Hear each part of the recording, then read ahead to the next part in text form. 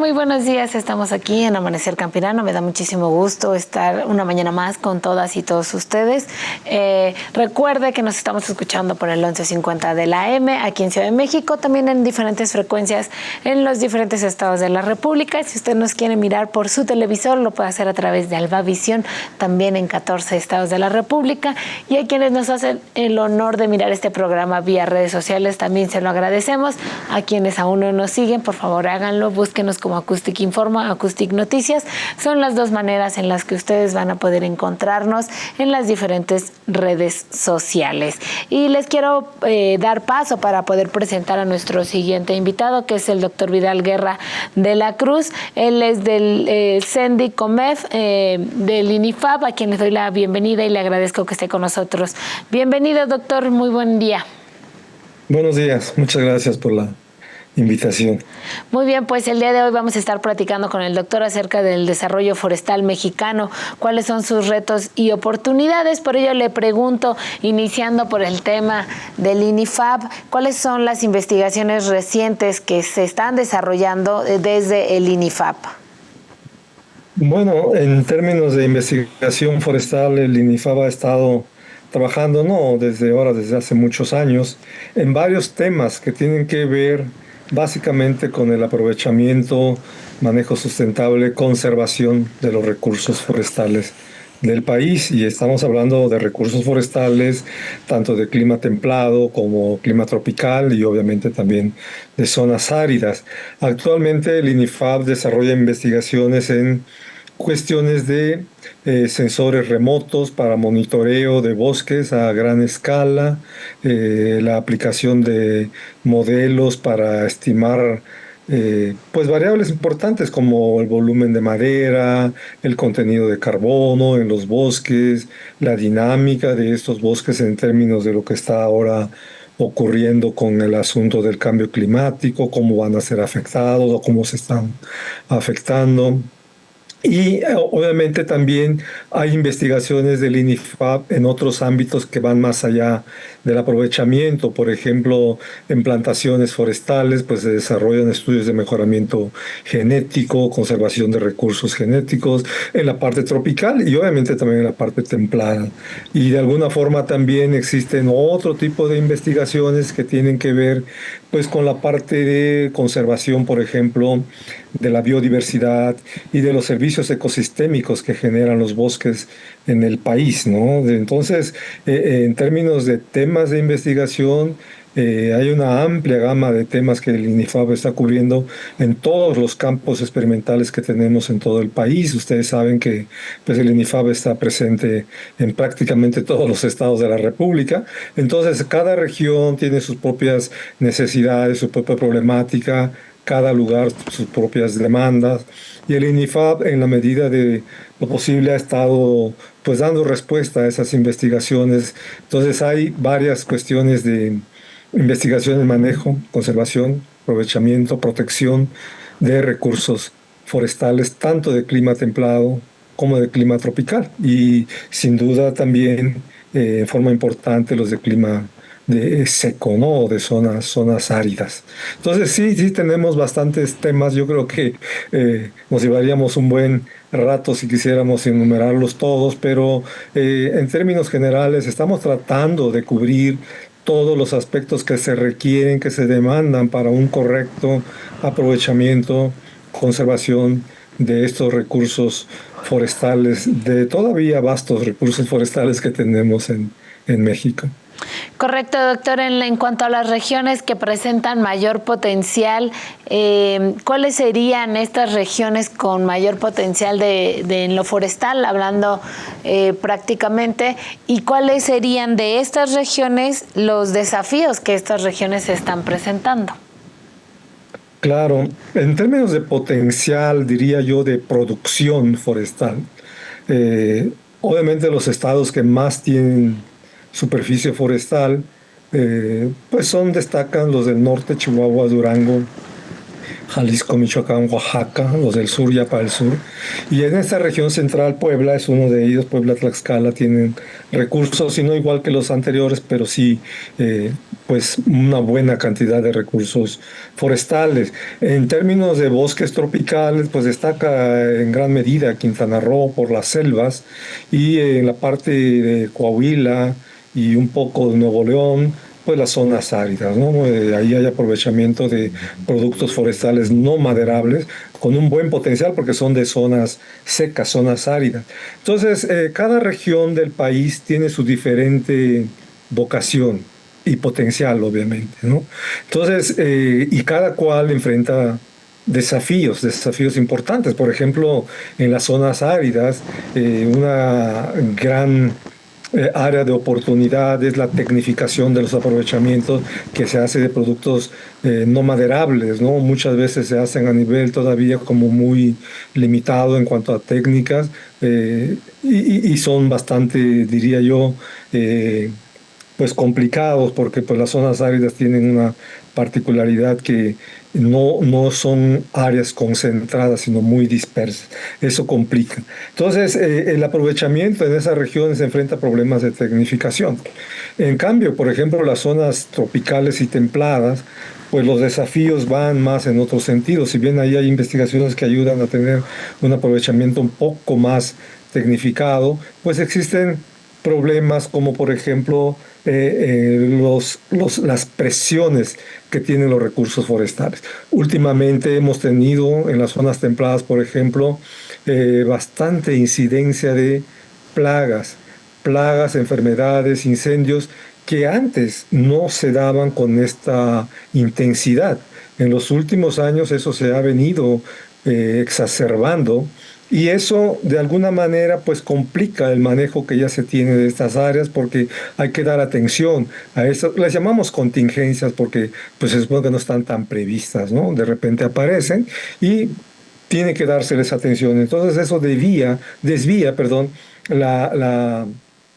el manejo técnico a veces que ya se lleva de esos bosques. Entonces, uno de los grandes desafíos que tenemos ahorita es enfrentarnos a los problemas emergentes que afectan la salud, la conservación de los bosques.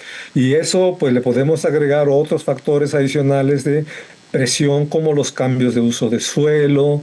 Este asunto del cambio climático es un factor subyacente, porque está causando pues algunas alteraciones que muchas de las cuales no estamos tan seguros de qué va a pasar, y eso de alguna manera es un gran desafío para el aprovechamiento y la conservación de los bosques. Y aquí hablo en todos los aspectos, no solo en la parte tropical o templada, sino también zonas áridas, selva baja. Todo lo que tenemos en el país está siendo sujeto, diría yo, a presiones de este tipo.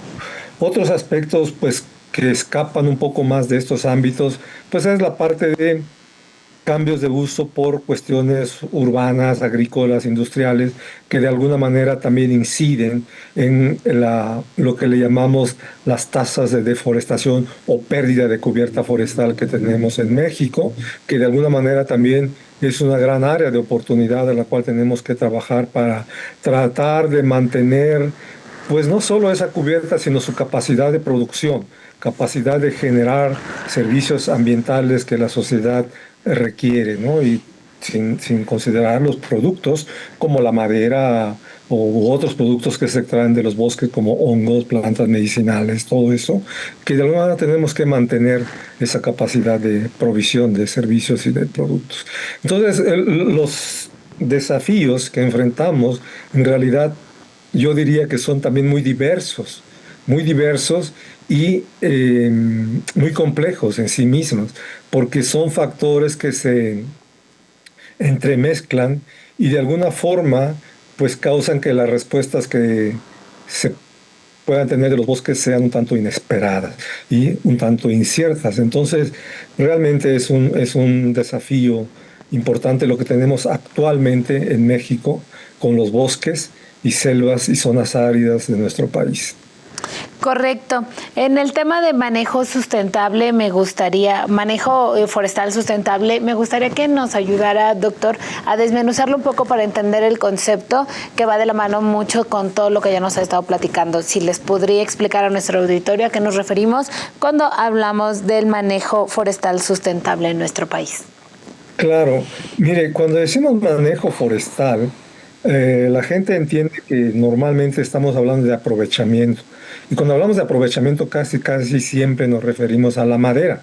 México tiene una larga tradición, más de 60, 70 años, y en el norte seguramente más de 100 años, de aprovechar estos recursos maderables.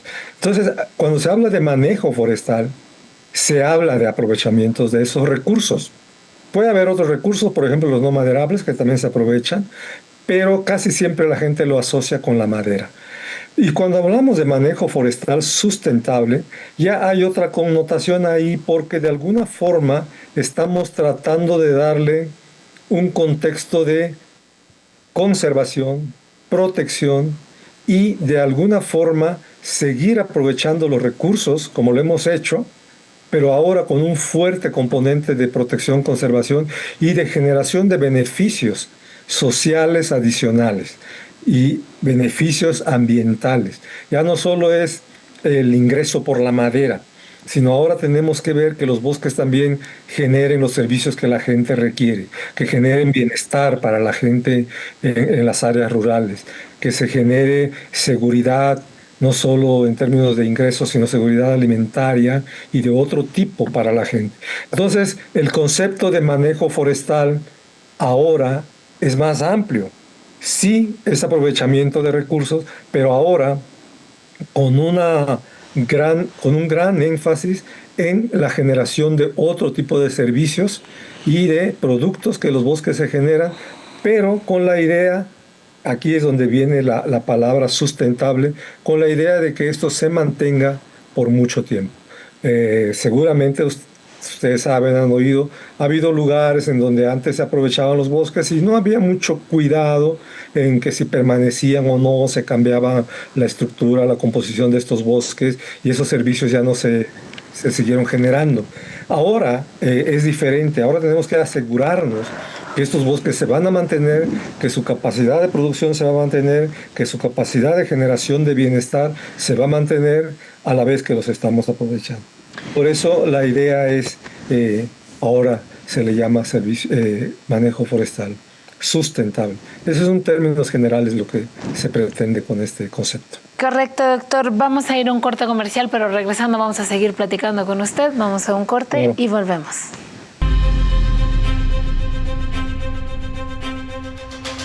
¿Limpiar tu casa es una tarea complicada? No te preocupes más, con Omi 360 tienes la solución en tus manos. Solo añade 1 litro de agua, gira y ¡listo! Limpia pisos y superficies de la manera más fácil con la tecnología de Omi 360. Limpia superficies en segundos, ya que separa el agua limpia de la sucia. Deja de hacerlo tú y deja que Omi 360 haga el trabajo sucio. Encuéntralo en Coppel, Mercado Libre y Amazon. O llama ahora al 5590-357600. 5590-357600. ¿Qué esperas para dejar de complicarte haciendo las tareas del hogar? Encuéntralo en Coppel, Mercado Libre y Amazon o llama ahora al 5590-357600. 5590-357600. Omi 360, la última generación de trapeadores a tu alcance.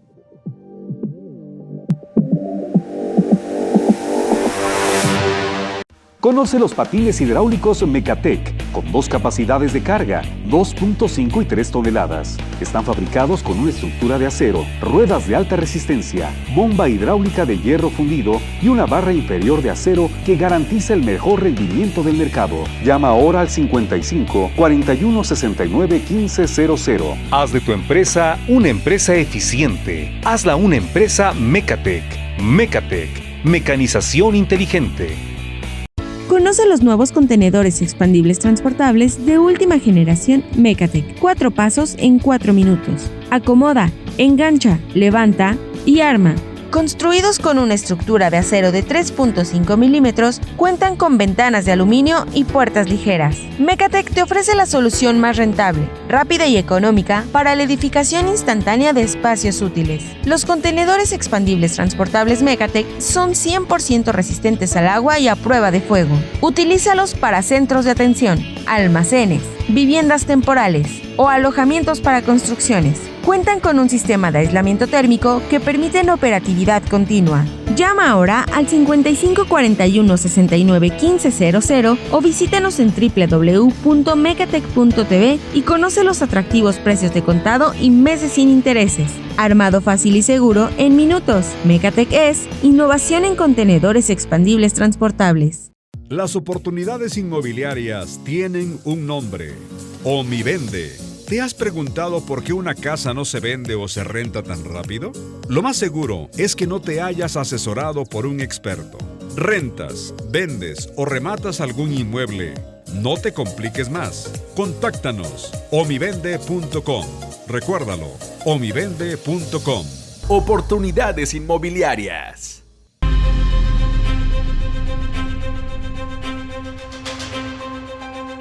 Estamos de vuelta aquí en Amanecer Campirano, agradeciéndole su preferencia. Estamos con el doctor Vidal Guerra de la Cruz del CENID, del COMEF, hablando del desarrollo forestal mexicano, sus retos y oportunidades.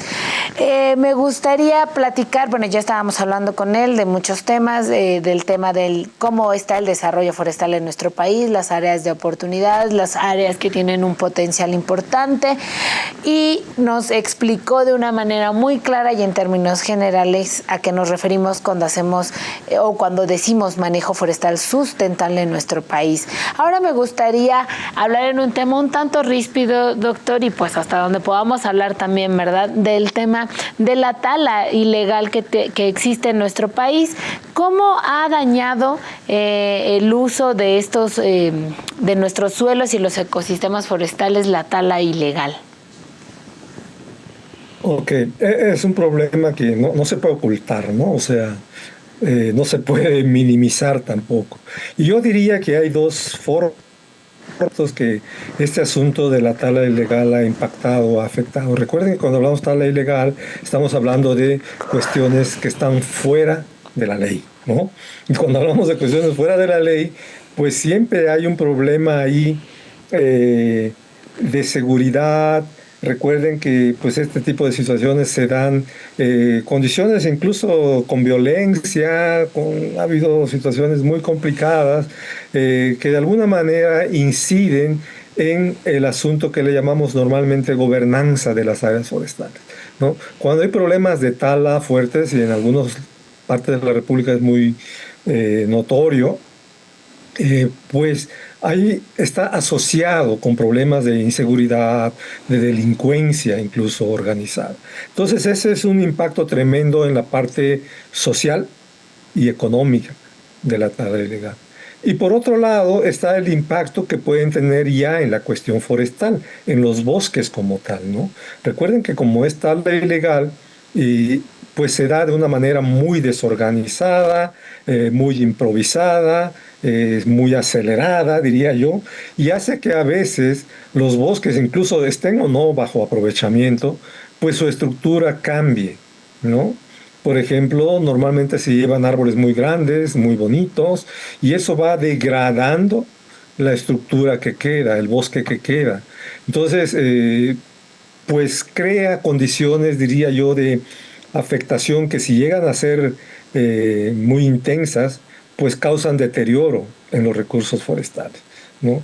Entonces, véanlo así, hay dos componentes, yo diría dos aspectos en donde la tala ilegal incide, que es en ir degradando poco a poco los recursos forestales en los bosques, y en otro lado, pues se puede decir, ir degradando también la estructura social económica que se tiene en esas regiones, en esos lugares donde se aprovecha. Recuerden el caso más sonado, más drástico, más dramático, yo diría, fue el caso de Cherán, en Michoacán, ¿no? Hubo violencia, muerte por asuntos de tala ilegal. Y bueno, ese fue un caso extremo, espero que sea de los últimos, ¿no? Y que no sea el común denominador, pero es una forma de ilustrar cómo este tipo de actividades ilícitas pueden impactar, ¿no? Su impacto va más allá de la cuestión, diría yo, propiamente forestal. Más que lograr cambios de uso del suelo, deteriorar los suelos, deteriorar la estructura de los bosques, pues también afectan la estructura social, económica, industrial de los lugares en donde ocurre. Entonces sí es un problema que está, por desgracia, presente en nuestros bosques, no se puede soslayar, está presente y pues ha estado por muchos años y pues la intención es irlo poco a poco tratando de erradicar, pero bueno, sabemos que no es un problema fácil de resolver, pero que sí tenemos que estar muy muy atentos a las consecuencias que traen en esos dos ámbitos que les acabo de comentar. Correcto, doctor. En otro tema que también es importante, ¿cómo ha estado afectando el cambio climático a nuestros bosques mexicanos y qué medidas desde el INIFAB han estado aportando? Bueno, esa es una pregunta muy, muy adecuada porque todo el mundo dice que el cambio climático está presente y que va a afectar no solo en la parte forestal, en muchas áreas productivas, ¿no? En el caso particular de los bosques, uno de los problemas que tenemos para entender el efecto del cambio climático es la incertidumbre. No sabemos exactamente hasta dónde y mucho menos de qué manera o en qué dirección van a cambiar. Recuerden que los bosques son ecosistemas vivos y están compuestos no solo por árboles. En los bosques y selvas y zonas áridas del país hay una gran cantidad de componentes que están presentes y que interactúan entre sí.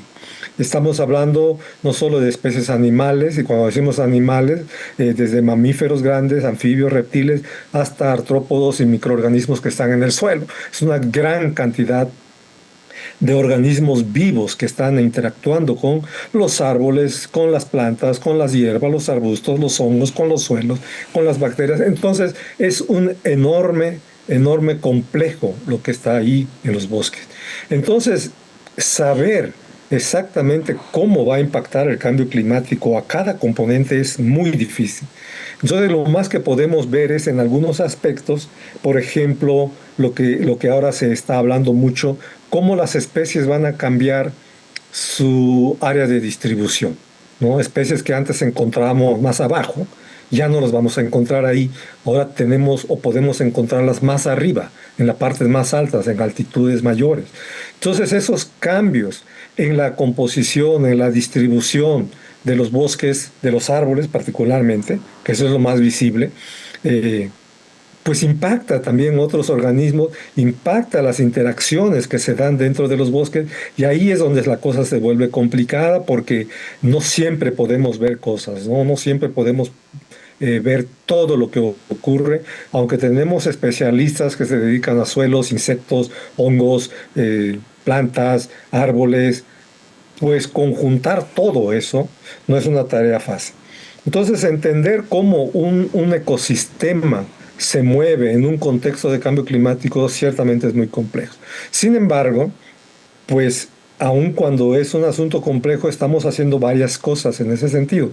En el INIFAB ustedes deben de saber que nosotros tenemos un laboratorio nacional de modelaje y sensores remotos en donde están constantemente monitoreando variables climáticas, ya sea en proyecciones de cambio climático a nivel nacional, a nivel regional, a nivel local, que ayudan a saber por dónde va la cosa, por dónde vienen los escenarios de cambio. Y esa información sirve mucho para cuestiones de toma de decisiones en el caso de manejo forestal, por ejemplo, ¿no?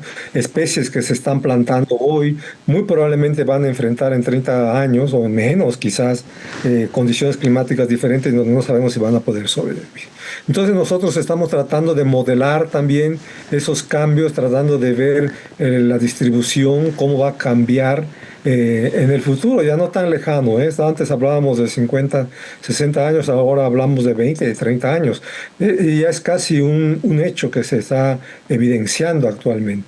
Entonces el INIFAB está tratando de entender esos procesos a nivel local, con estudios de distribución de especies, comportamiento de especies, regeneración, crecimiento de especies en condiciones de bosques templados y también de bosques tropicales.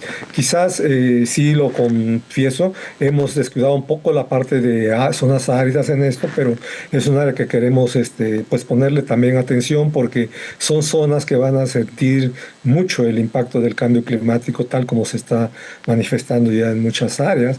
Entonces, el tipo de investigaciones que estamos tratando de desarrollar ahí, pues es un poco de visión de futuro, de ver por dónde pueden ir dándose estos cambios y que no nos agarren tan desprevenidos y que podamos enfrentarlos de la mejor manera posible.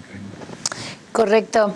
Doctor, me gustaría también hacerle esta pregunta porque me resuena muy importante también tenerlo porque regularmente nuestros sectores, tanto el agrícola, pecuario y el forestal, van de la mano con las comunidades rurales e indígenas. Por ello, me gustaría que nos contara desde la perspectiva del INIFAP y por supuesto desde la misma experiencia, el papel que juegan las comunidades rurales para una gestión forestal que vaya a ser o se esté encaminando a ser sostenible de la mano con ustedes como INIFAP.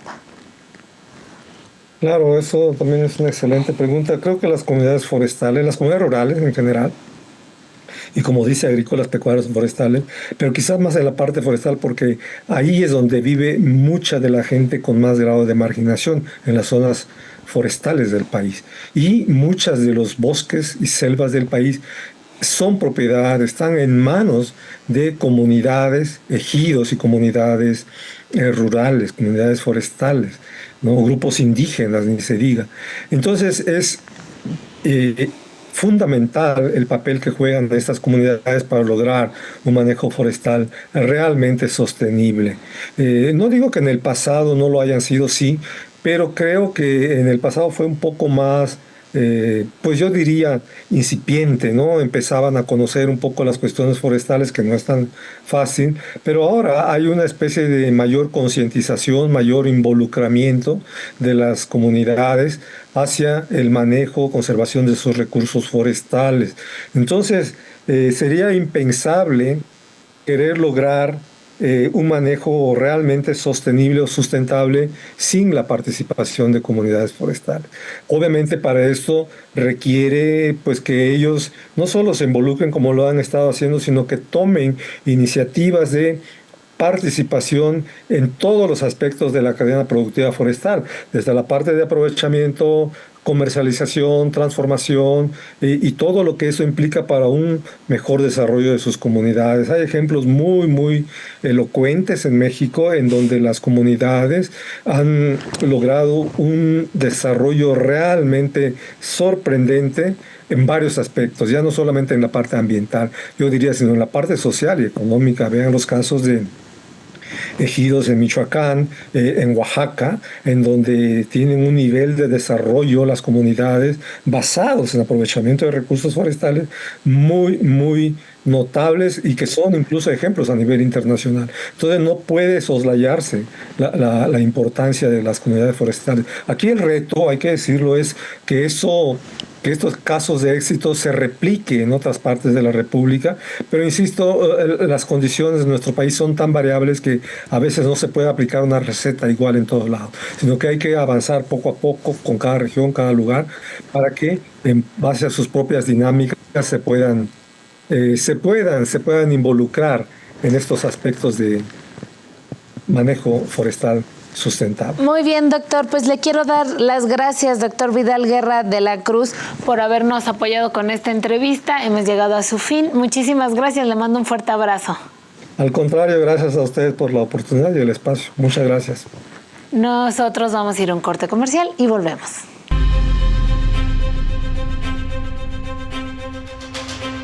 ¿Limpiar tu casa es una tarea complicada? No te preocupes más, con Omi 360 tienes la solución en tus manos. Solo añade 1 litro de agua, gira y ¡listo! Limpia pisos y superficies de la manera más fácil con la tecnología de Omi 360. Limpia superficies en segundos, ya que separa el agua limpia de la sucia. Deja de hacerlo tú y deja que Omi 360 haga el trabajo sucio. Encuéntralo en Coppel, Mercado Libre y Amazon o llama ahora al 5590 357600. 5590 357600. ¿Qué esperas para dejar de complicarte haciendo las tareas del hogar? Encuéntralo en Coppel, Mercado Libre y Amazon o llama ahora al 5590 357600. 5590 357600. Omi 360, la última generación de trapeadores a tu alcance.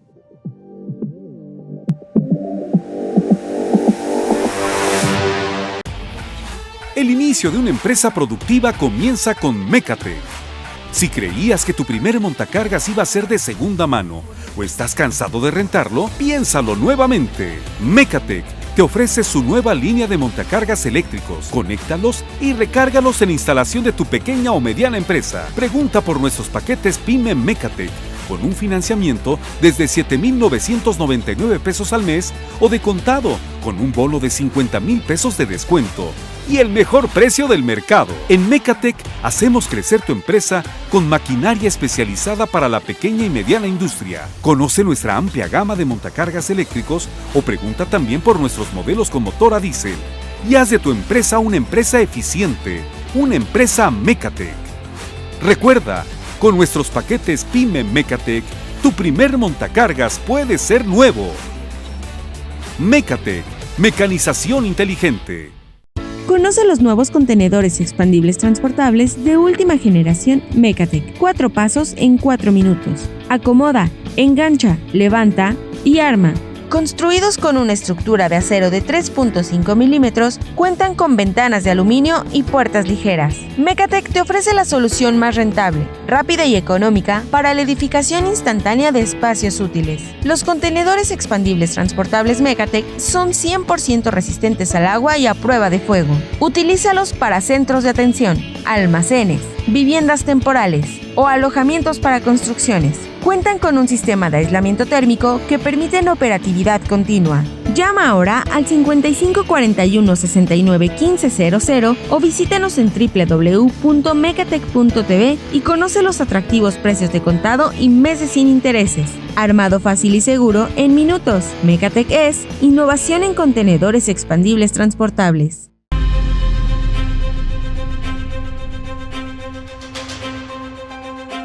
Y estamos de vuelta aquí en Amanecer Campirano. Me da muchísimo gusto que permanezca con nosotros después de hablar un poco del tema del manejo forestal y del desarrollo forestal de nuestro país, el cual pues de alguna u otra manera nos deja un buen sabor de boca porque el potencial existe y tenemos instituciones como el INIFAP que está desarrollando tecnología que lo pueda apoyar, guiar y tener un acompañamiento pese a todos los retos a los que se enfrentan.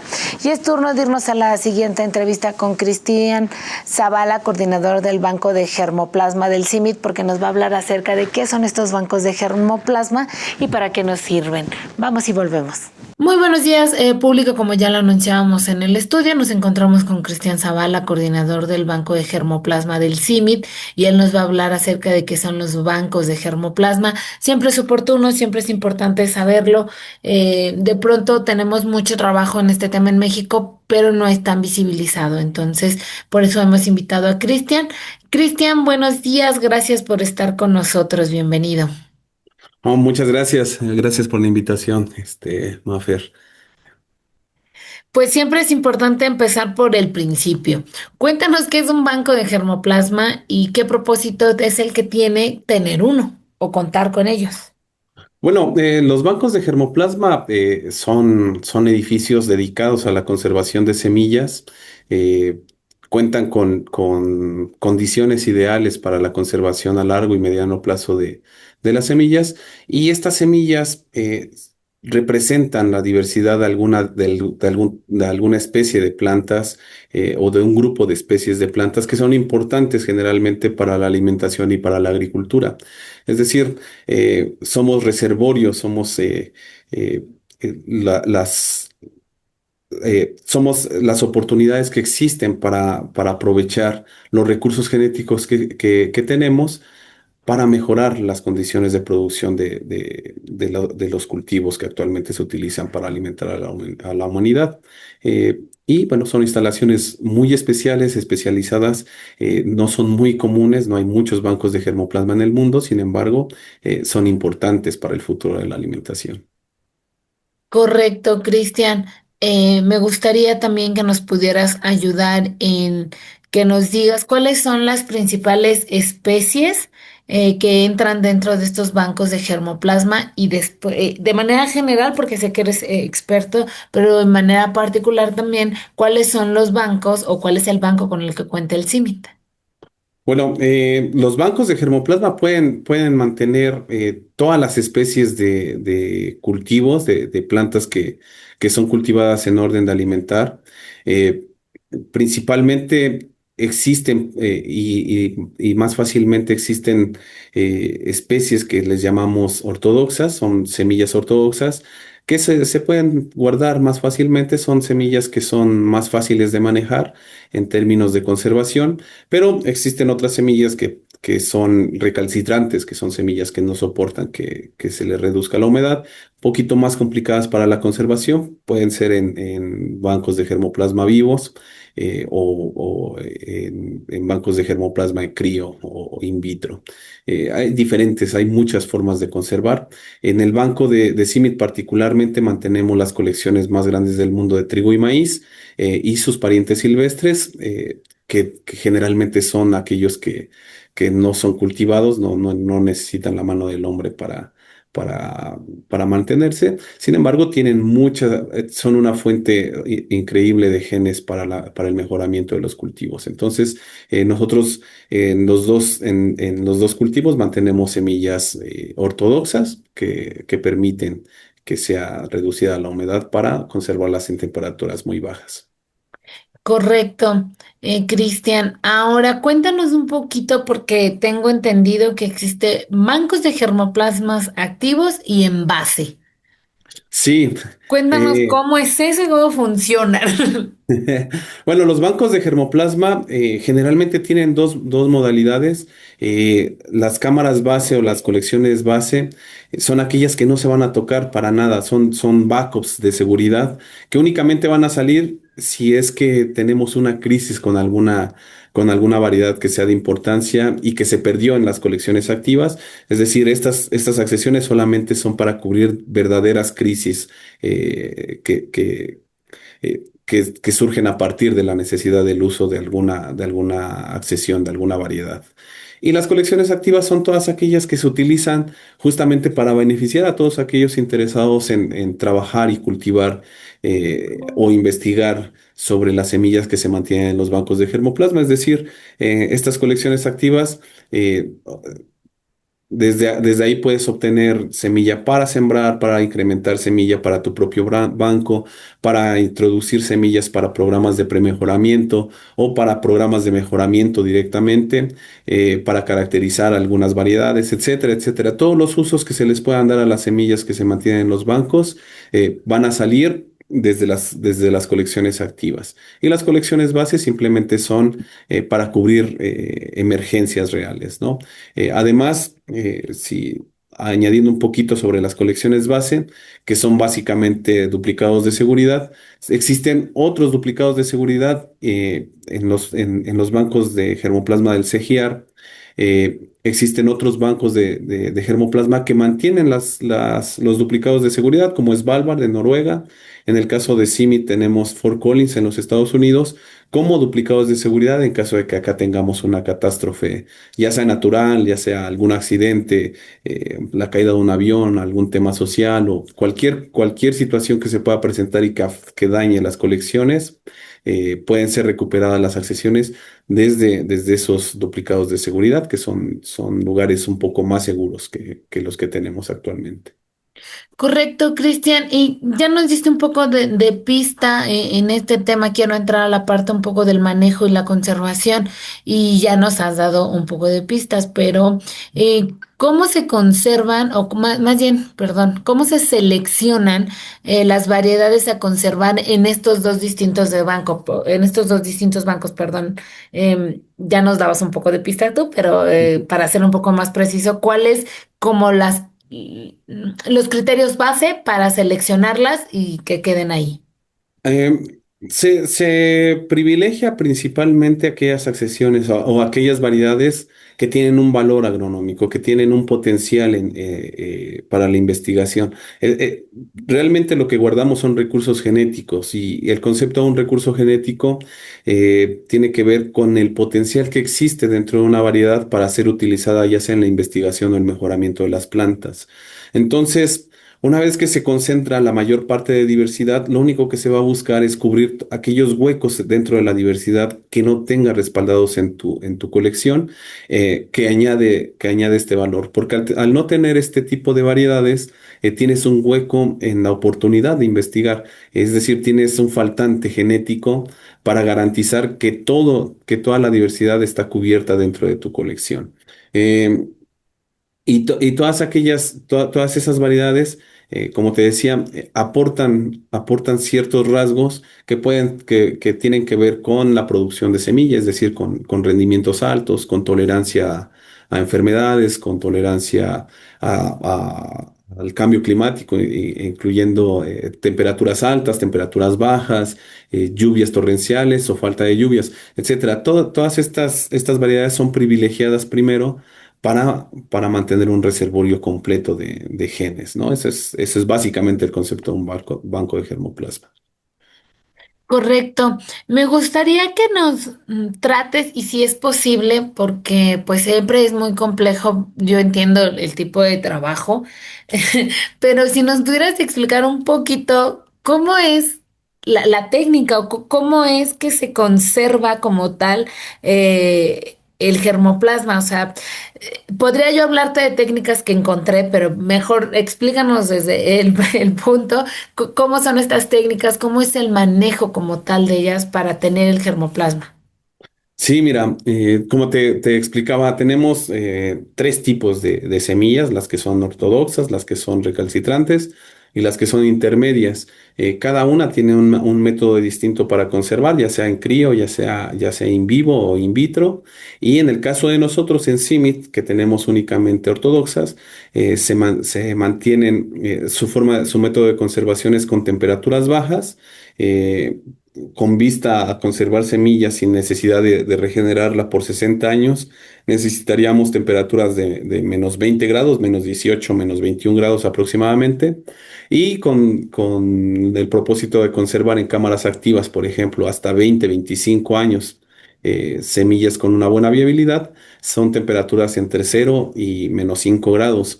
Pero a esto debemos de añadirle el contenido de humedad. El contenido de humedad es el factor más determinante en la longevidad de las semillas. Es decir, una semilla, entre mayor contenido de humedad tenga, no importa si la temperatura es muy baja, va a morir mucho más rápido. Entonces, lo primero que tenemos que ver es el tipo de semilla que tienes.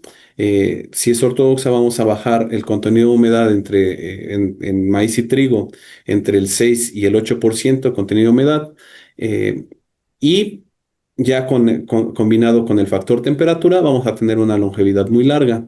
Te explico bien rápido el contenido de humedad. Contenido de humedad es el agua física que se encuentra dentro de los granos.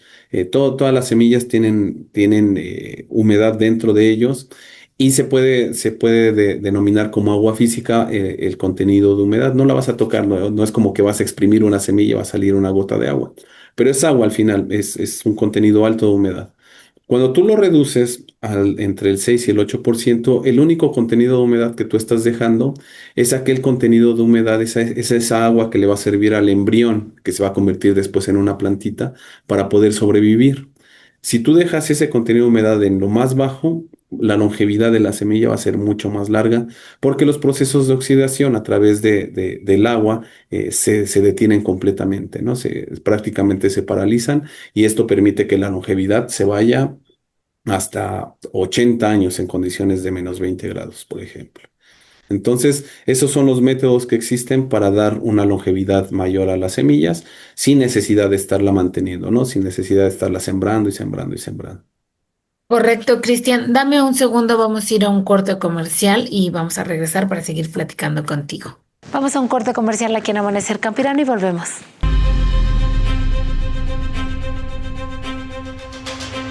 ¿Limpiar tu casa es una tarea complicada? No te preocupes más, con Omi 360 tienes la solución en tus manos. Solo añade un litro de agua, gira y listo. Limpia pisos y superficies de la manera más fácil con la tecnología de Omi 360. Limpia superficies en segundos, ya que separa el agua limpia de la sucia. Deja de hacerlo tú y deja que Omi 360 haga el trabajo sucio. Encuéntralo en Coppel, Mercado Libre y Amazon. O llama ahora al 5590-357600. 5590-357600. ¿Qué esperas para dejar de complicarte haciendo las tareas del hogar? Encuéntralo en Coppel, Mercado Libre y Amazon o llama ahora al 5590-357600. 5590-357600. Omi 360, la última generación de trapeadores a tu alcance.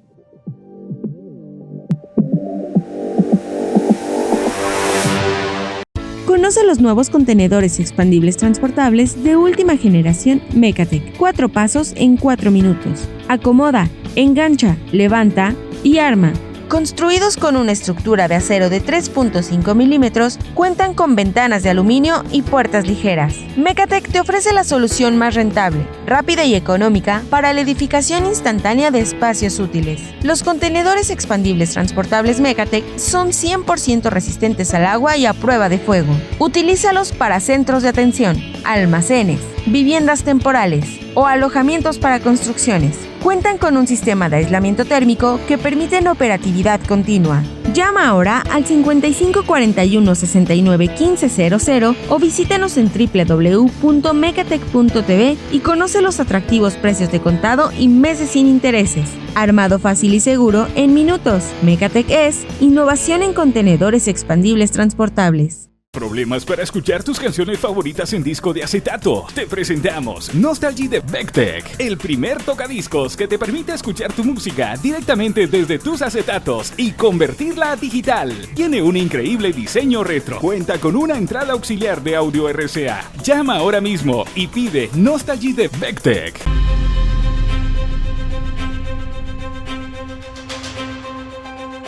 Y estamos de vuelta aquí en Amanecer Campirano para irnos a la segunda parte de la entrevista con Cristian Zavala para que sigamos platicando acerca de la importancia de los bancos de germoplasma. Ya estamos de vuelta aquí en Amanecer Campirano. Me da muchísimo gusto que siga con nosotros. Recuerde, síganos en nuestras redes sociales, en Acústica Informa, Acústica Noticias. Son las dos maneras en las que usted va a poder encontrarnos aquí en las redes sociales. Estamos platicando con Cristian Zavala, quien es nuestro experto del CIMID en germoplasma, y a quien le agradezco que nos tome la llamada porque la verdad es que siempre nos explica muy bien cómo debemos de entender las cosas para todos aquellos que no somos expertos. Hemos hablado acerca de cosas que parecieran, bueno, que más bien para él son básicas, para nosotros son el principio de entender el tema.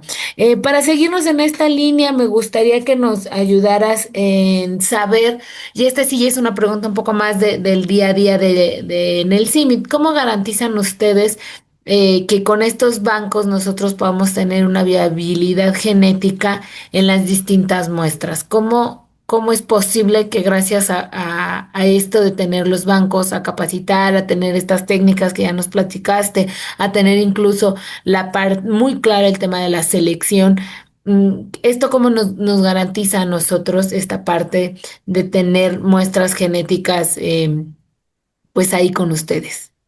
Bueno, aquí ya estamos hablando de genética un poquito y de viabilidad, que se determina a través de la germinación.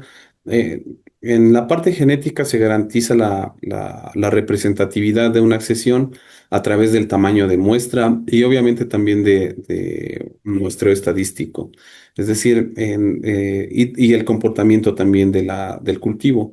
Es decir, el trigo al ser autógamo es más fácil tener una representatividad genética con una muestra mucho más pequeñita, ya que ellos se autofecundan, es decir, la información genética es la misma en casi todas las espigas. En el caso del maíz es un poquito más complicado porque este es alógamo, entonces se cruza con otras familias, otras poblaciones de maíz y tiene una diversidad un poquito más amplia.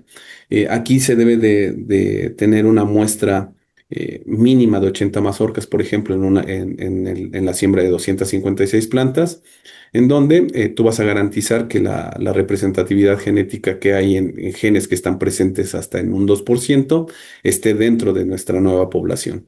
Y la viabilidad la medimos a través de pruebas básicas de germinación. Una vez antes de ingresar la semilla a conservación a mediano y largo plazo, se hace una prueba de viabilidad inicial en donde se determina si tenemos más del 85% de germinación, vamos a ingresar la semilla a condiciones de temperatura de congelamiento y posterior a esa prueba inicial, a los 20 años vamos a regresar al mismo lote de semilla, vamos a tomar una muestra representativa, se hace otra prueba de germinación y si seguimos manteniendo un índice superior al 85%, la vamos a mantener. Posterior a esa prueba de monitoreo, a ese primer monitoreo que se hace, cada 5 años vamos a regresar para determinar que la semilla sigue viva y con un índice de germinación arriba del 85%. Muy bien, Cristian. Ahora preguntarte un poco, ¿cómo es que estas investigaciones y que el banco como tal en desarrollarse y en el que exista sirve o lo vemos reflejado en nuestra agricultura? ¿Cómo impacta?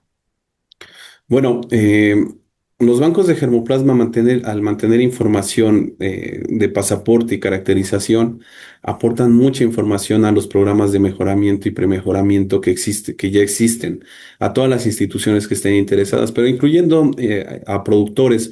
Todo el mundo tiene oportunidad de beneficiarse de la información que mantiene el banco de germoplasma, desde donde tú puedes seleccionar los rasgos que estás buscando.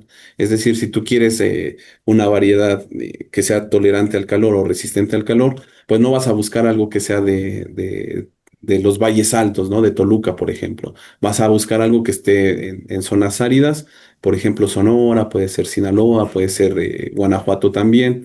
Zonas donde las temperaturas a veces superan los 40 grados. Entonces tú puedes decir, bueno, uno puede asumir que tenemos ahí cierta tolerancia, pero como los bancos ya tenemos información sobre eso, ya podemos decirte, mira, estas variedades son las que tienen tolerancia a calor. Dependiendo de la zona donde tú vas a cultivar, te convienen estas variedades. Y listo. Entonces, tenemos una respuesta casi inmediata y podemos enviar la semilla. En el caso de CIMIT, en el banco de germoplasma de CIMIT, la distribución es completamente gratuita, lo mismo que el asesoramiento. Entonces, lo único que tienes que hacer es escribir, dar tus inquietudes, tu criterio de búsqueda y nosotros te vamos a ayudar de manera completamente gratuita, incluyendo el envío hasta la puerta de sus casas sin necesidad de haber gastado un solo peso, ¿verdad? Entonces, esa es la manera como los bancos podemos contribuir. Perfecto. Ahora me gustaría también preguntarte un poco en tema de cómo se puede acceder las y los productores a este tipo de bancos, cómo ellos pueden aportar en esta importante labor. Bueno, en el caso del banco, tenemos muchos medios de contacto. Por ejemplo, el principal para nosotros es el sitio web, que es un sitio web que se llama Genesis. Actualmente está embebido también en la página oficial de CIMIT, pero lo pueden encontrar como genesis.org. Ese es el punto más importante para nosotros. Pero en caso de las comunidades o las personas que no tengan acceso a Internet o a esta tecnología, que ya son muy pocas, puede ser a través de un correo electrónico, de una llamada telefónica, incluso un fax o una carta tradicional. Ellos pueden acceder a nosotros y nosotros vamos a buscar la manera de colaborar con ellos porque la intención es tratar de llegar a la mayor parte de la población. La semilla es repartida únicamente a través de un acuerdo de transferencia de materiales estandarizado que es administrado por la FAO para garantizar que nadie va a hacer mal uso del germoplasma que se obtiene desde acá. Porque como te decía, estos son bancos que mantienen semillas para la alimentación, la agricultura y la educación. No se puede utilizar, por ejemplo, para la industria cosmética, para la industria del combustible o para o para la industria farmacéutica. Entonces, esos tres son limitantes para acceder a los recursos genéticos, pero todo lo demás es bienvenido y tratamos de llegar al mayor número de personas, porque entendemos que la semilla que nosotros mantenemos no es de CIMMYT, es herencia para la humanidad y debemos de tratar de hacérsela llegar al mayor número de personas. Correcto, Cristian. Ahora me gustaría preguntarte qué tecnologías se podrían estar utilizando o hacia dónde va el tema tecnológico para seguir teniendo los bancos de germoplasma que con los que cuenta el CIMMYT, pero por supuesto, cuáles serían como las grandes innovaciones que se han hecho y permanecen en el CIMMYT con este banco. Bueno, todas las tecnologías, por ejemplo, de información genética sobre la obtención de los perfiles genéticos de las accesiones en orden de mantener un mapa genético que nos indique qué accesiones tienen qué genes que son utilizables, que son aprovechables para la investigación y de esta manera acelerar los métodos de mejoramiento de los cultivos, ¿no? Entonces, a través de este tipo de tecnologías, tanto genéticas, la caracterización genética principalmente, es muy importante actualmente para todos nosotros en orden de facilitar información, de facilitar el mejoramiento y el acceso a los recursos genéticos. Ahora, con este tipo de información, por ejemplo, ya no requieres solicitar cientos de accesiones, sino simplemente ir puntualmente a las variedades que cuentan con el rasgo que estamos buscando, ¿no? Correcto, Cristian. Y finalmente ya estamos casi por terminar. Me gustaría que nos platicaras un poco en torno al cómo se puede proteger las propiedades de nuestros productores, productoras, así como los derechos que pueden aportar las comunidades que puedan aportar a estos bancos de germoplasma, las semillas, toda esta parte, cómo ustedes también a través del banco están ayudando a que ellos puedan protegerla. Bueno, por ejemplo, nosotros como Banco de Germoplasma actualmente tratamos de participar activamente en la formación de bancos comunitarios de semilla en diferentes lugares en México. Tratamos de aportar algunos materiales y damos algo de un poco de capacitación sobre selección de semilla, por ejemplo, mejoramiento participativo, que es importante, es un intercambio importante de conocimientos, porque al capacitar al agricultor sobre cómo acelerar los métodos para mejorar sus variedades, también estás dándole la oportunidad de producir su semilla en condiciones cambiantes, para que nosotros a su vez podamos, si ellos están de acuerdo, mantener esa semilla que ya está mejorada, por así decirlo, mantener los rasgos que ellos seleccionaron y tenerlos en los bancos de germoplasma disponibles para cuando ellos vuelvan a necesitarlos, podemos devolverlos en actividades de rematriación, por ejemplo. Correcto. Pues quiero agradecerte, Cristian Zavala, por habernos acompañado en este día para platicar un poco de los bancos de germoplasma. Todo quedó como siempre muy claro y con muchas dudas más pendientes, pero ya te estaremos buscando posteriormente. Muchas gracias, Cristian. Gracias a ti, hasta luego.